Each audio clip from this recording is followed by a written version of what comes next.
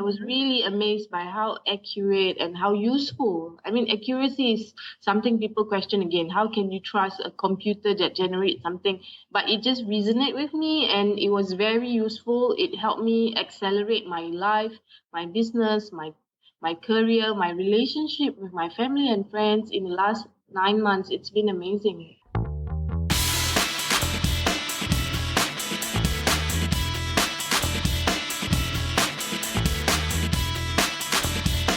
Well, hello, everybody. Welcome to another episode of the one, the only, the greatest podcast on the planet Earth. That's right, folks, Thematics. My name, as always, it never changes. My name is Andy Sokolovich. I am a Gallup certified strengths coach and the owner of a coaching practice, UnleashStrengths, nestled right here in the small Midwest town of Clinton, Iowa. Thematics is a podcast series created to highlight the massive impact the Clifton StrengthsFinder assessment has had on now over 12 million people. And Grace, I'm going to find the actual number today. Last time, 13 almost, I think. Yeah, we're going to look it up because I need to know that I'm not going to say 12. We're surpassing that. And we're getting closer and closer to 13. So for more information or to schedule an interview for yourself, that's right, you too can be on Thematics. All that we ask is that you love your top 5 and you want to talk about it. Simple stuff. You can shoot me an email, andy@UnleashStrengths.com, or you can give me a ring, 815-441-2219. Be sure to cruise on over to UnleashStrengths.com and hit that subscribe button on the top right-hand corner. For doing so, you'll receive a free copy of our ebook, 5 Steps to Kickstarting Your Top 5, written by yours truly, Andy Sokolovich. My co-host, the one, the only, the talented, don't be fooled by cheap imitations. She is the real deal, Grace LeConte from LeConte Consulting. And Grace works with managers and large groups and uses StrengthsFinder in her own practice. You can find out more about Grace at LeConteConsulting.com. That's LACONTE Consulting.com. Grace, how are you doing this evening? For me, it's 9 p.m. Central Standard. That's right. And for me, it's 7 p.m. here in Washington State. And the reason that we're recording a bit later than we normally do is because our guest comes from halfway around the world from us, or actually more like a third around the world. But the time change makes it necessary for us to adjust our recording time. So I guess really quickly, before we get into the guest, I just wanted to mention that the last time I spoke with our guest, Zai Miztiq, we talked about the strength of empathy. And I think that'll come up in this discussion a lot. But I made a list of the ways that I've felt overwhelmed recently.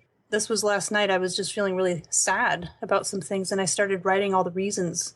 And I came up with a list of 10 different people that I've been in touch with recently that have had experiences that are difficult. So I don't mean to start on a sad note, but I just want to mention that because of the discussion I had with our guest, I'm much more aware of and sensitive to people's suffering. So with that said, I just want to introduce our guest today, Zai Miztiq, who is in Singapore. And Zai, if you wouldn't mind just giving us a little bit of information about what you do and what your top 5 strengths are. Hi, Grace. Hi, Andy. Hi, everyone. Okay, basically, I'm Zai. I'm from Singapore, and my top 5s are empathy, connectedness, ideation, adaptability, and positivity. Thanks, Zai, so much for being on the show. Yeah. So what I do, wow, I came a long way. But right now I'm I'm a celebrity author. Of course, I am when you write a book, the next step is you end up speaking. So I'm moving into the line of a motivational speaker and also a certified strengths coach. I've also integrated my strengths coaching into a program called the Sisterhood Mentorship Program, whereby I help women identify their identity, gain confidence and clarity, and be happy. So that's what I do right now. Yeah. That's wonderful. And prior to that, do you still continue the original business that you started with body art? You love the body art business, right? Okay. Can I share a bit about my history, like where I came from, like after school, a little bit about, and then we can speak about how I integrate and realize how strengths was useful for me, perhaps. Yeah. Yes, absolutely. So right after I graduated from my college, I knew I was not going to pursue a degree. I wanted to start a business. So I had this passion for makeup, cosmetics, makeup. I could do face painting, body painting. And then I found my first love. I found henna art. You know what's henna art, Andy? No, I Andy, don't. no. I must admit that I had to look it up. Didn't know. I was like, what the hell is henna? Okay, I'll share it with you right now.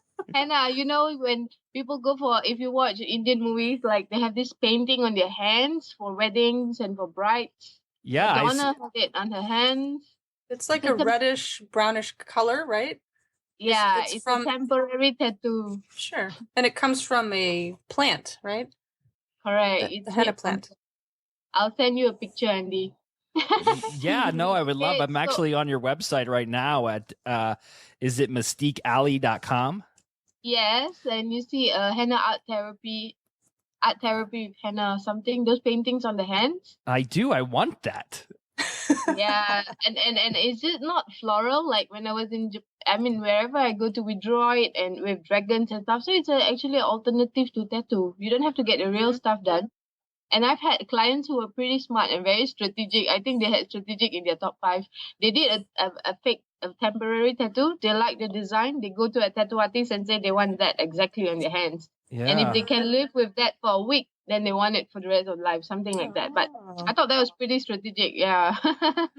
Well, I have a lot of real tattoos. Because you don't know henna, that's why. Yeah. Okay, anyway, so I graduated from school. I knew I wasn't going to pursue a degree. I met a friend and she was like, hey, you know what?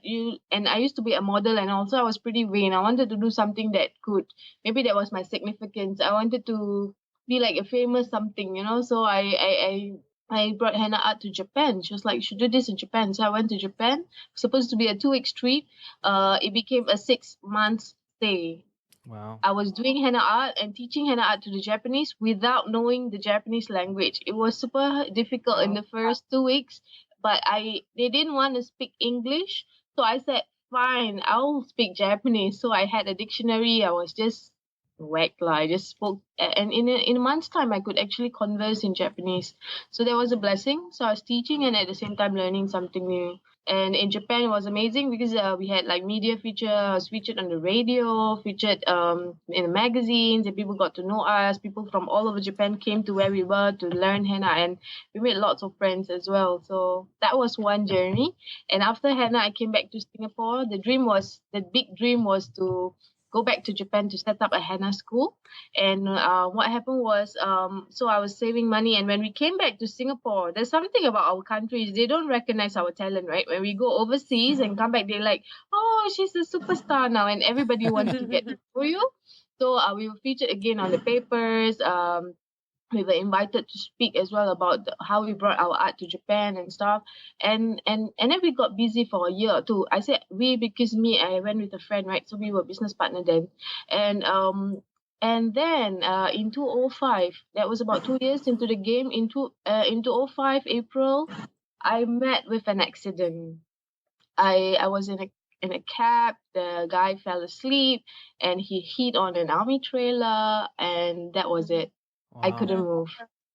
That was it. And I thought I was going to die, but I just hang on to life because I said, I have to live for my mom. Like, there's no way I'm going to die. Like, I have so much more to do. But it was super scary. I went to the hospital. A doctor said I will not be able to walk anymore. Hello, Andy. Yes, no, I'm listening. I'm intrigued.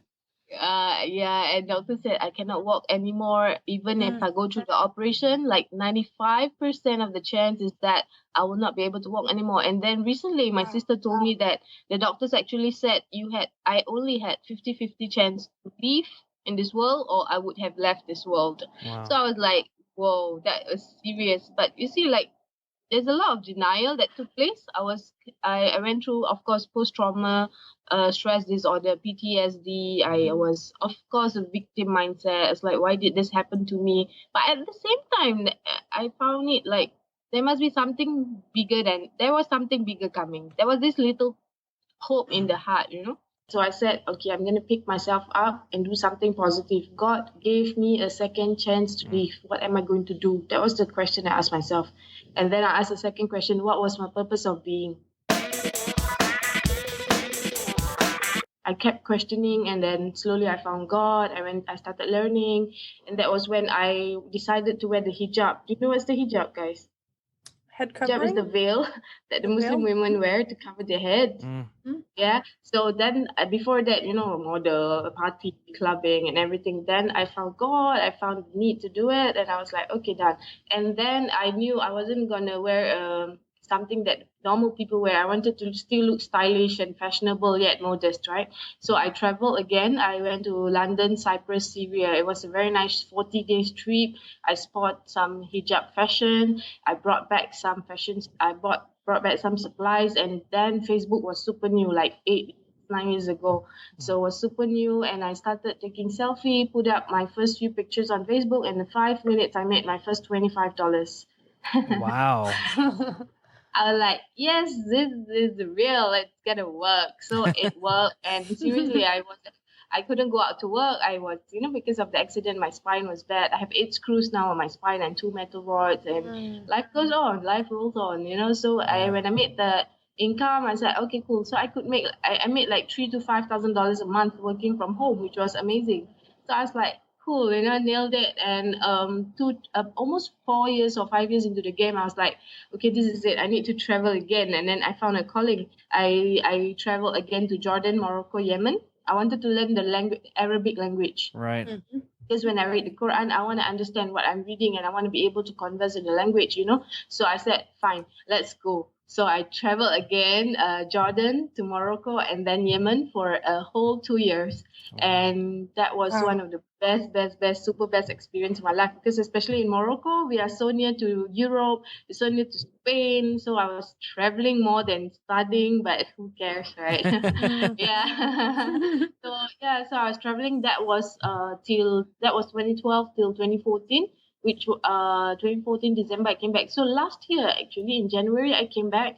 I could run my henna business. I could be teaching henna. I could sell stuffs online. I was happy. I could teach Arabic. I actually designed a read, write, speak Arabic program. I was teaching it in in a university. They actually invited me to teach language for a 6 weeks program for the business school. And I'm like, okay, cool, this is happening again. Like, so it's cool that whatever I'm blessed in a way that whatever I want to pursue, I know how to turn my passion into profits, right? So that's when a lot of people start as well. Last January was when a lot of people, not last as in the January of 2014, a lot of people started asking me, hey Zai, how did you travel so much? How do you do this business? How do you this that? And I'm like, it's time to write a book. So I wrote a book and I titled it Turn Your Passion into Profit. And we can find that on your website, correct? Yes. And that was amazing. Like in the first 3 weeks, I sold out on my first 100 copies. Again, then I know, okay, this thing works. This is for real.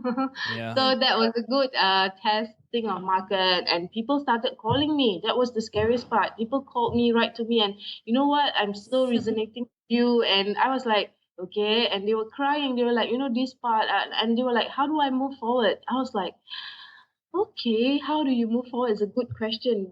But the thing about writing the book was I have very low focus strategic discipline. How did I end up writing a book in a whole week? I just took a week to write that whole book. Wow. That was, of course, a special calling, I believe. And at the same time, I was strengths coached. So this comes to the point of I was strengths coached by a friend in April of 2014, and she was like, she just gifted me the coaching, just coached me. And then I realized my empathy, my positivity, and my top fives. Then I realized, I have this gift. And she said one magic word. You see, the coach really make or break you. She just said something. She said, Zai, you know what? You have the ability to be like Anthony Robbins. She said that. I mean, I know her. She's a childhood friend, and she knows how I am. I guess she sends whatever. I don't know why she said what she said, but people don't say things for fun, right? Right. I mean, things don't come to you for fun. Okay, that's my connectedness, but yeah, things don't happen just for whatever reason. Everything happens for a reason. So when she said that, I said I have this, and people are struggling. I was happy. I didn't have to go to work 9 to 5. I was staying at home. I could teach, I could sell stuff, I could go for coffee breaks, 2 to 4. I'm in Starbucks with my book. People were not happy. I'm happy. I said, enough of me. What do I do for the people? So this change happened at a certain point, right, Zai? Yeah, where you recognized, I can have success and things are going really well and I'm able to convert my passion into profit, but now I want to see how that can help others, right? Yes. So was there a moment where that occurred where you recognized my strengths are great, but I'd like to share this with others? Yeah, that's when I decided to write the book. Mm-hmm. And then I was like, enough is enough, like not enough is enough. Like, I'm happy and I know it can grow bigger as well, but how do I reach out and impact more lives?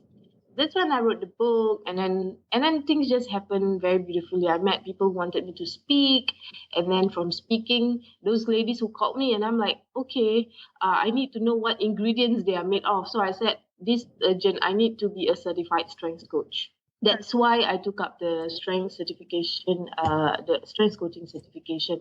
And now that I have that, I integrated it into a program called the Sisterhood Mentorship Program, as I said.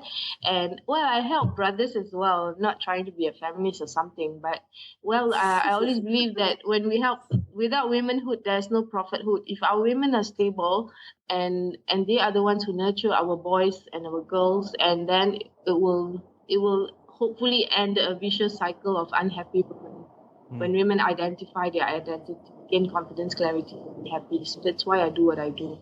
So Zai, your friend, I mean, she was a strengths coach and Yes. and she was, so where did Strengths Finder come from? And I'm always very interested when I talk to people from, different countries.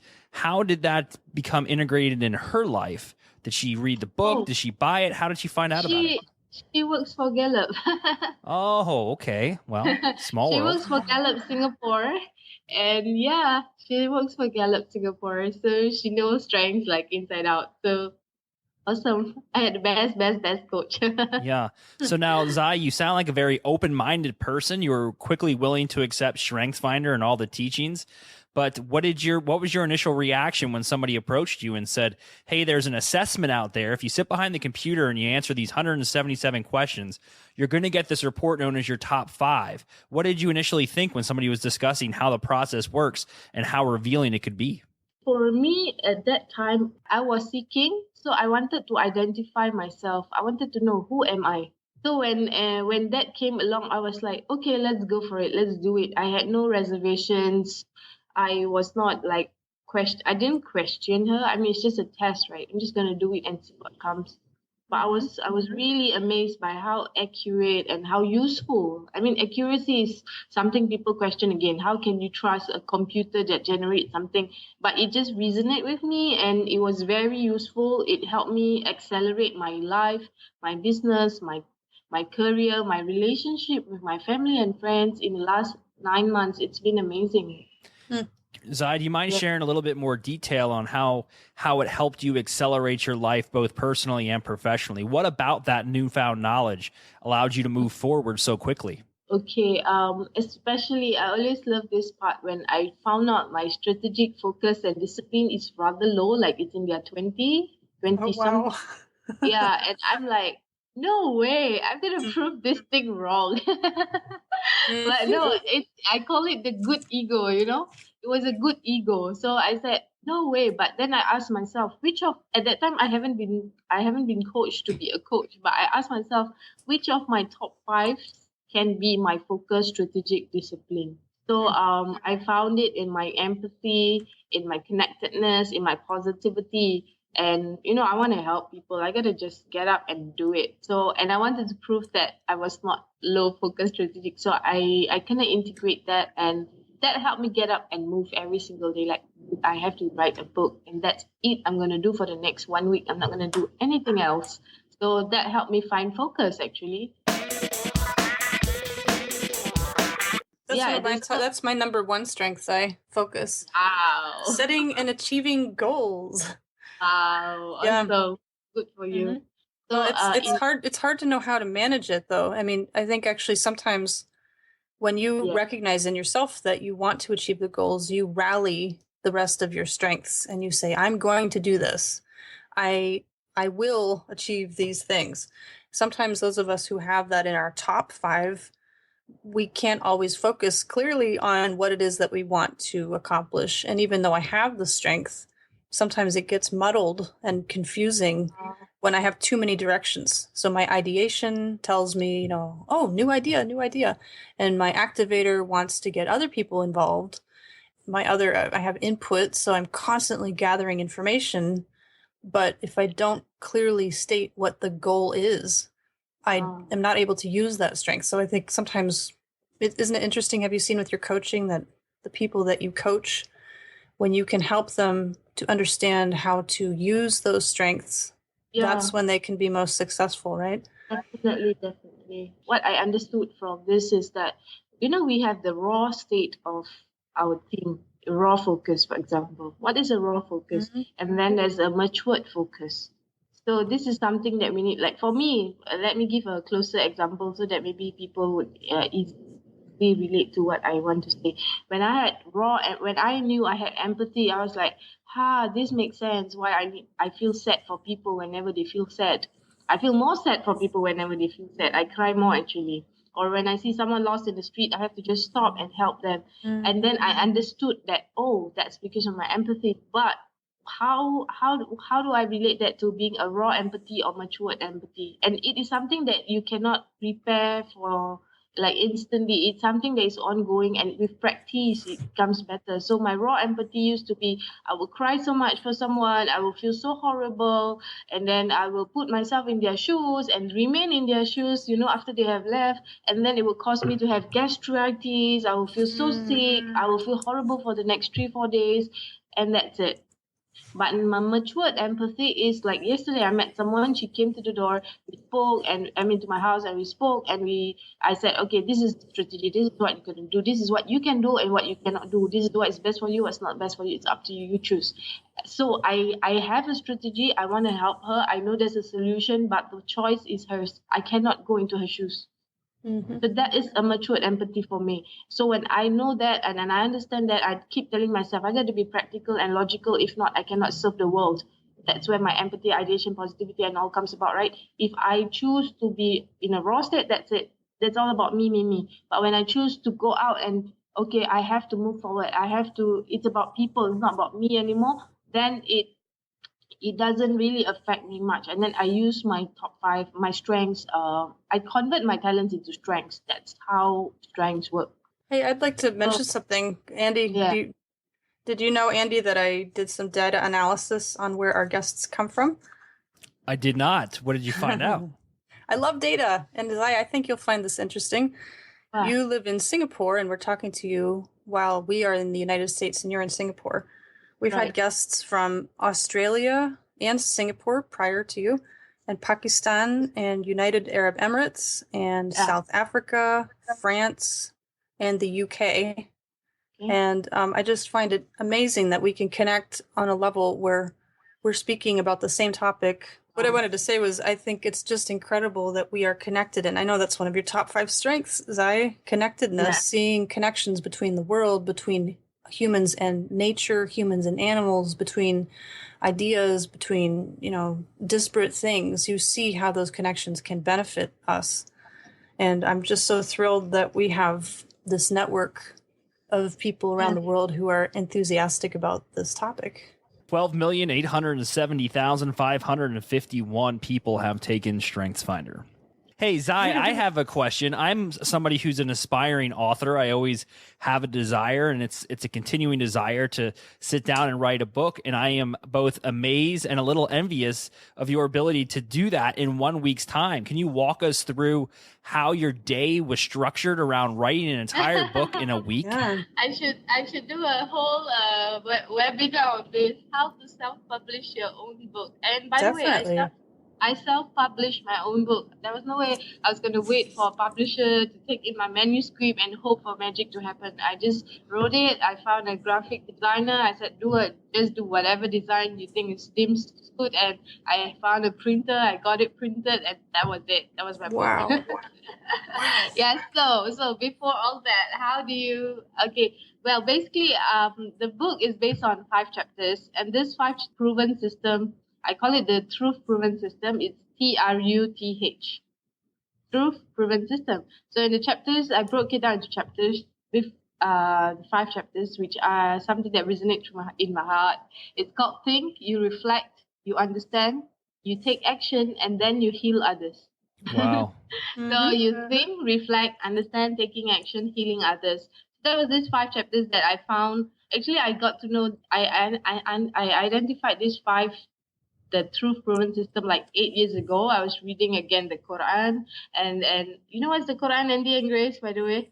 Yes, it's a religious book of the. It's the Bible. Yeah, it's our Yes. Bible, the Muslim Bible, so called. And Right. so I was reading, and then I was like, and it repeatedly keep coming like, afala ta'qilu, like, don't you think like God did this? Didn't you reflect? Didn't you understand? And like, what are you doing? Don't you take action? And I'm like, so it came to me, like 8, 9 years ago. That's this truth thing that came about. You think, you reflect, you understand, you take action, healing others. So there you go. Then I did a painting. I actually submitted it for some art gallery competition. I didn't know it was going to turn into a 5 chapter in my book, and now 5 proven system in my programs.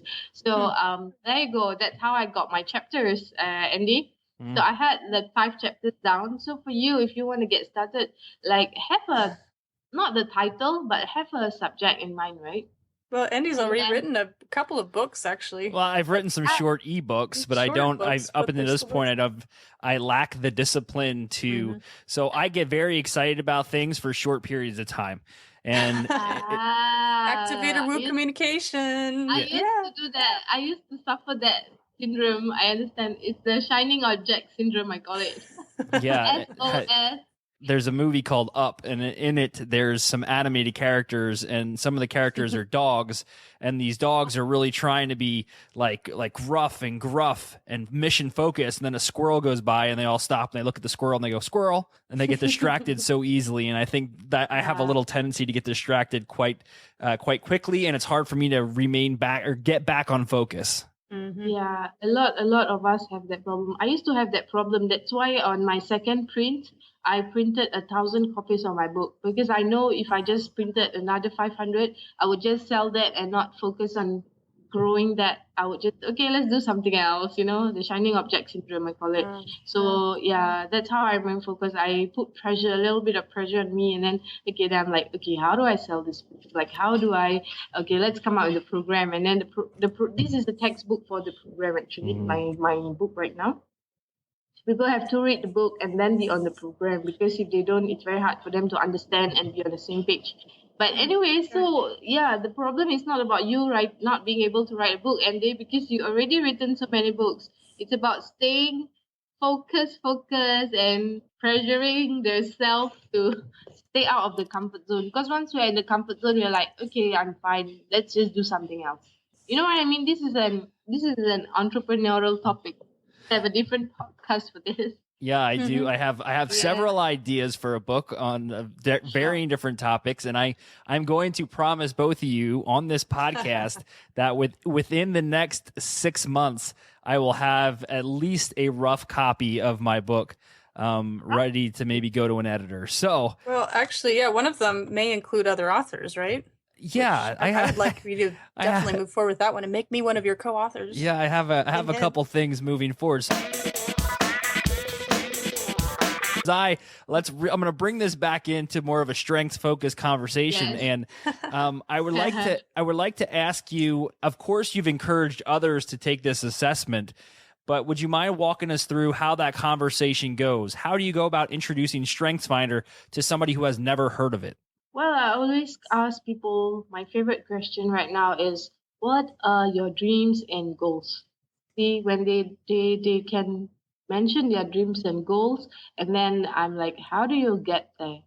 And then they're like, yeah, I don't know how to get there. I know I have this and then, and by then I don't know, I have this gift. I think it's my maximizer and developer. I can tell them, you know what, I sense your top 5 could be you have focus, whatever, whatever it is. Like maybe they have empathy, but it's raw. But I don't tell them they have raw empathy or immediately. I don't want to turn them off. But so I said, perhaps, you sound like you're a creative thinker. You have ideation, you have empathy and all, but you don't have critical thinking, which is like strategic focus and stuff. Maybe you want to consider identifying your identity, because I always believe the key to anything is about identifying your identity. Once you know your identity, you are founded and grounded, then you talk about your dreams, your goals. You want to be financially free, or you want to travel the world, or you want to whatever. For you to achieve your goal, I always believe you really, really, really need to identify your identity. Without that, you're just going to swerve. Someone's going to tell you something. If you have raw adaptability, they're like, yeah, you are so right. I shouldn't be doing this. And then you just move back to whatever you're doing. And that will just destroy all of your dreams and goals. Do you ever have trouble when you coach women who believe that they maybe have restrictions about what they can do, even though they have passion for it? It's all about choice, Like seriously, even God said in the Quran, in our books, that if you don't want to change, even God will not change you. I think you guys heard of this. So it's not about change, but yeah, but that's really the truth. And I always ask them, it goes back to what do they want. I always speak to my clients or whoever I meet. I'm like, oh yeah, but my children. Oh yeah, but my husband. I said, halas, it's nothing about nobody. It's just you. What do you want? I force them to. I forcefully force. I don't force, but I make them. I guide them to think You're that. forceful. Okay, what do you don't what do force them to want? change, but yeah. Who are you? What do you want? That's my ultimate key question, because I've had enough of. I mean, I'm not like 90, but I've had enough of people saying, yeah, you shouldn't do this. Like, why don't you do this? And why don't you do that? I'm like, hello, this is my life. I have a second chance now, thank God. But I'm not gonna live my life listening to whatever whoever did, or try to follow what my parents did, because that was their time. Their time, they didn't have Facebook, YouTube, or Skype. But here I am connected to two beautiful people from all across the world, who's not in the daylight right now. It's there in the moonlight time. It is night here, yes. Why should I live like people who have lived their life? And I always believe in walking the road less traveled. I think that's my, I don't know, I think it's my activator. Or I don't know, who cares? I just want to live my life and do what I like. But I always tell people, especially my nieces and my family, the younger people I meet, whatever you do, add value to people and do not cause harm. Don't harm yourself and don't harm people, then you're all right. You're on the right track. So that, don't do foolish stuff. I'm saying you can do whatever, but don't be foolish, Think first, then act. I definitely hear your positivity coming out, Zai, because but I mean, I've heard positivity in the balcony and in the basement from others, and we've talked about different strengths in each episode, but positivity would be the ability to bring out good from a situation and to think of the best rather than miring yourself in the details of how it failed. So you're able to help people connect to that. I would really like to hear more about your empathy strength. When we talked, you described that you could, even the thousands and thousands of miles that separate us from the Pacific Ocean, which I could wave and maybe you could see me. Hello. Empathy is so strong for you that you described a situation where, even as a child, you had compassion on people and you felt the pain that they would go through, and some of your relatives just didn't understand, right? And you thought that your relatives must have, like, especially your mother, you said she had some trouble relating to the agony that you felt when you saw others suffer. Yeah. But later you recognized that. How did that happen? Was it through the StrengthsFinder answers that you recognized that in yourself? Yeah, it was a lot to do with when I recognized that my empathy was number one. I think did I share this with you? But anyways, I'm going to share it with Andy as well and the rest. So what happened was, whenever I see someone crying and or sad or whatever, I will like go to the person and try to pacify the person and distract and try to make the person feel better. That's me. But for my mom, she would see someone crying and she's like, see, I told you shouldn't have done this, and she will like just do whatever that damage the person's ability. I mean, not damage. She will encourage the person to cry more, and I'm like, mommy, you shouldn't be saying that. Don't you have like, and I used to have lots of problem with my mom because of that.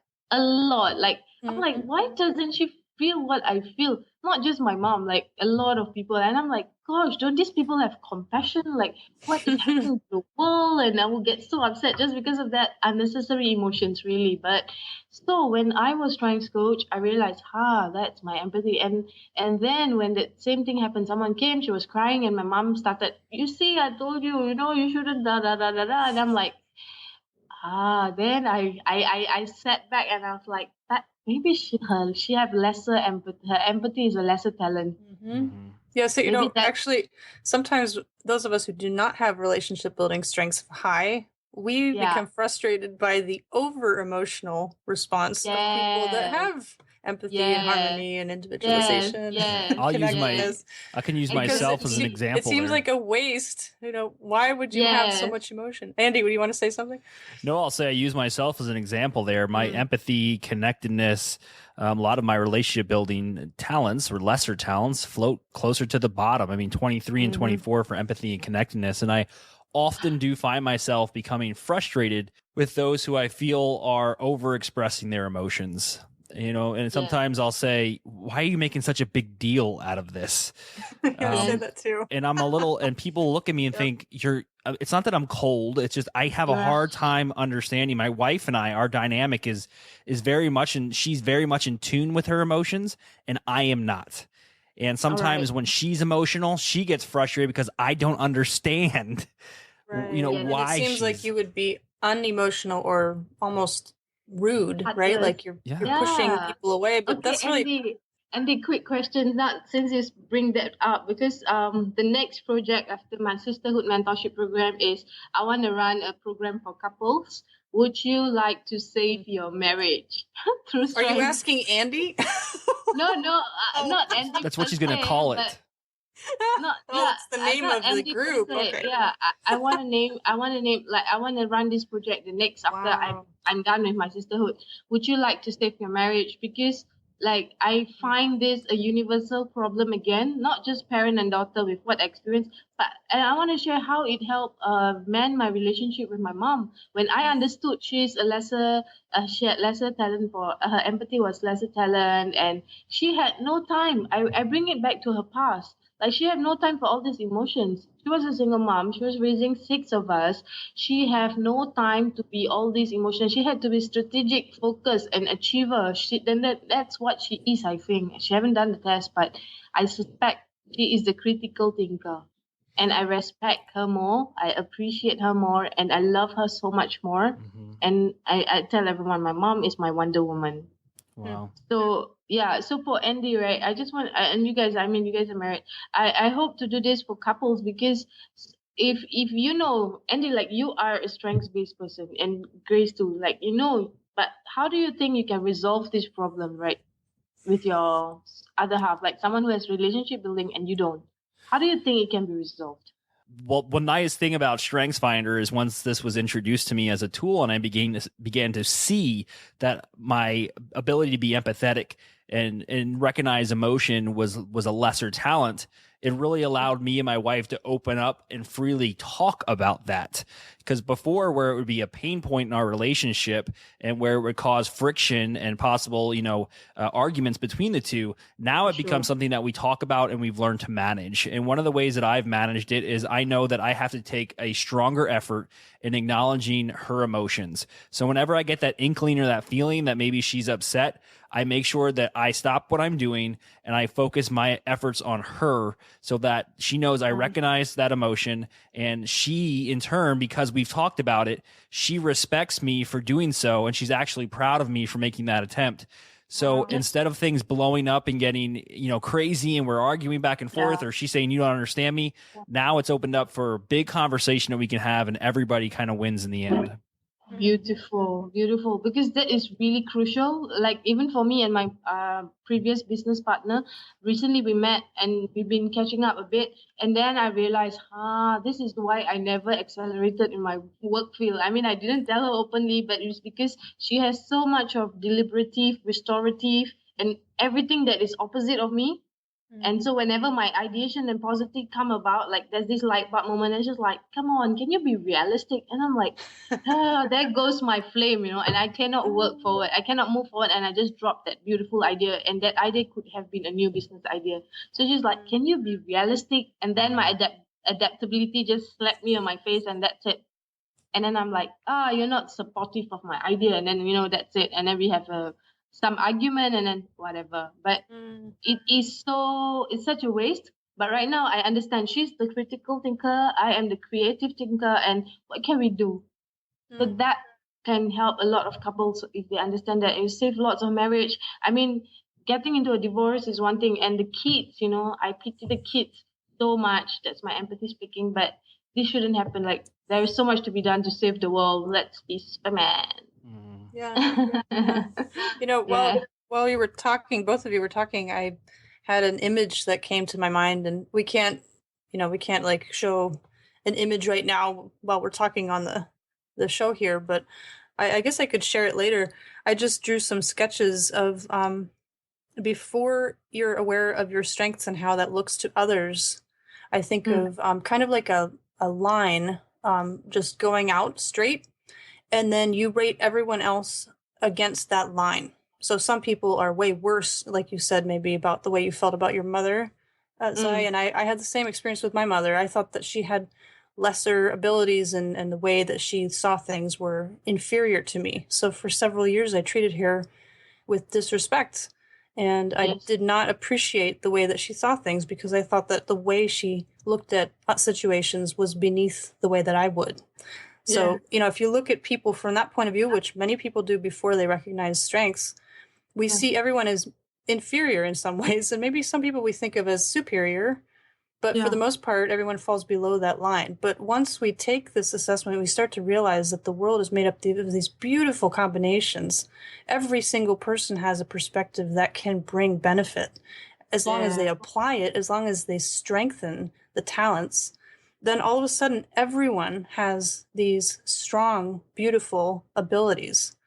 And now everyone is not only equal, but in some ways can help us, right? Andy, we talk about this so much, that we need people to help bring our strengths out even more. We cannot live alone.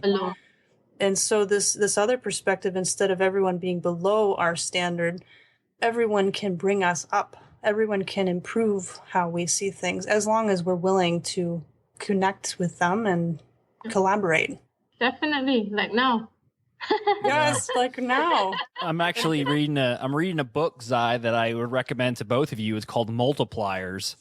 Oh, you showed me the cover, yeah. Yeah, it's called Multipliers, and really what it talks about are two different types of people, multipliers and diminishers. Multipliers really try to find talent in others and foster that growth and help them reach that next platform towards success. Yeah. Diminishers stiff-arm talent. They stiff-arm that growth, and they really try to create empires where they are the ultimate decision maker. They're the truth. They're the ones that are going to control everything.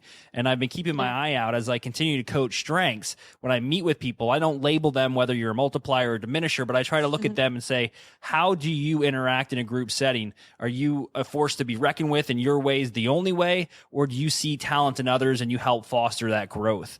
And it's kind of a neat book, and it blends really well with the concept of strengths-based development. That's if I can add to that, guys. Remember, I actually shared this in my book called a topic on confidence with humility and confidence of superiority. Yeah.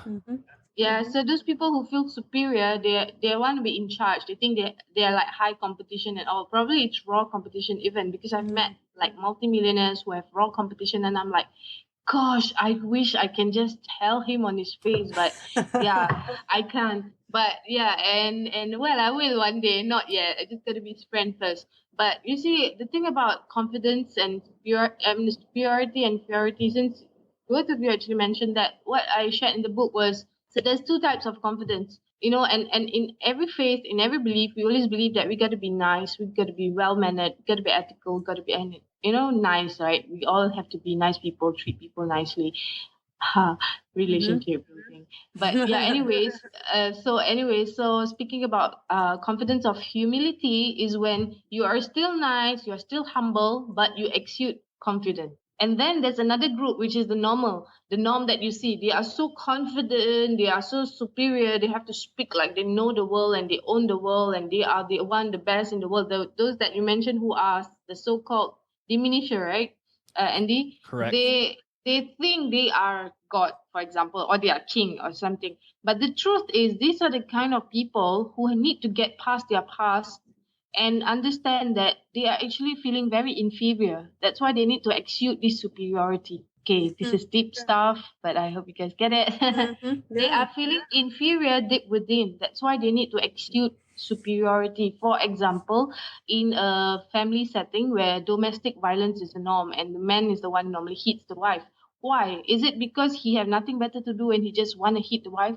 No, because he may have had an issue with his other women folk, maybe his mom, his aunt, or whatever, and he feels like he to be in control, he need to feel superior, and then he will be superior. But the truth is, he had a past he need to get past. Yeah. Yeah, So no. yeah, so there's these two parts about being superior and confidence of superiority and humility, confidence of humility. If all of us also understood that, that would really, really, really help. And so you don't have to act like, oh, I know it all, you don't know nothing. Then we can learn to love, appreciate, and respect one another, and then we can come together to help each other grow. Otherwise, there will always be this bad ego and like, oh, I'm better than you, why should I listen to you? Then there cannot, if we cannot zero ourselves, there's no way we can grow. Yeah. And the only way, for us to fill a cup is an empty cup, or at least you're willing to just take out whatever is there for zero yourself, listen to people, and then filter. You don't have to take everything. You know how to filter because you're founded and grounded with your strengths. You know your strengths, and then you move forward with life. I think that would really help a lot of people. So the diminisher and the multiplier is they all need strength, love, basically. They Yeah. need love. Well, I have one last They question need for you, love. Zai. Yeah. Yeah. One last question. Then I'll let Andy wrap it up. But what is your favorite strength out of your top 5 and why? Well, I love all of them, but I um I love my positivity, I think. And connect. I love all of them. Is that it's a difficult question? It's like asking, do you love your mother or your father? Oh, okay. Well, take the Really. positivity for example. What do you like best about that?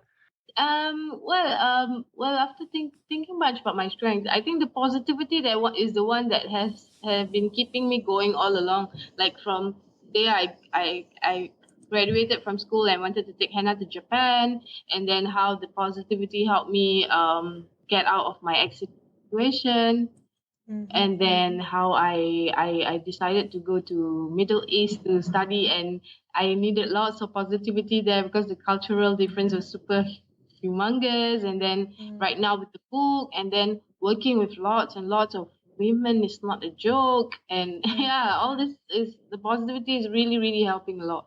Zai, you're an amazing person. You're very positive. Obviously, you're very energetic and you have a lot of great things to teach people. How do people find you?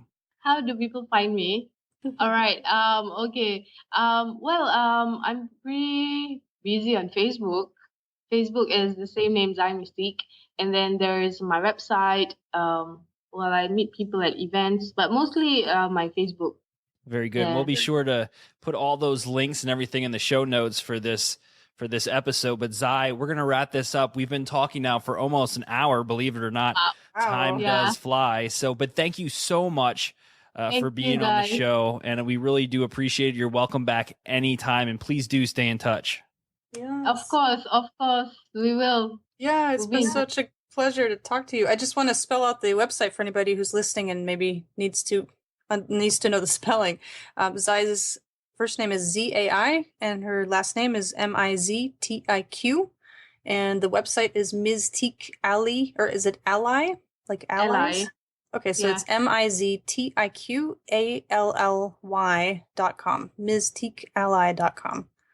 So I Thank encourage our listeners, to go visit the site, sign up for her 7 tips strengths finding, and take a look at the other products and services that she has. It's really amazing. I love the pictures of the henna work. It's beautiful. And the cover of your book has some of your henna work on it, doesn't it? Or some art design? It was designed by me, and then the graphic designer took it and turned it into a book cover. It was amazing. Yeah, it is very beautiful. And Zai's book, Turn Passion to Profits, is available on her website at the $20, and it's $6 shipping and handling, and you can check out conveniently through PayPal. So I'll be grabbing a copy of that after this broadcast. Cool. Thank you, guys. All right. I can't wait to meet you guys, really. Yeah, come out here and see us. We can't wait for you to come here to the United States. Right, Andy? More like it, right? Yes, I will. I have to make a trip. It's on the bucket list. Yeah. Great. Yeah. Great. Grace, thanks for being on as a co-host, as always. Absolutely. It was a pleasure. Thank you so much, Zai. All right, everybody. This is your host, Andy Sokolovich. Thank you for listening to another episode of the one, the only, the greatest podcast on the planet Earth. That's right, Thematics. Be sure to subscribe to this podcast on iTunes. Visit UnleashStrengths.com/iTunes. Hit that subscribe button. Never miss an episode. And if you like what you hear, be sure to leave us a positive review. Until next time, everybody, stay addicted.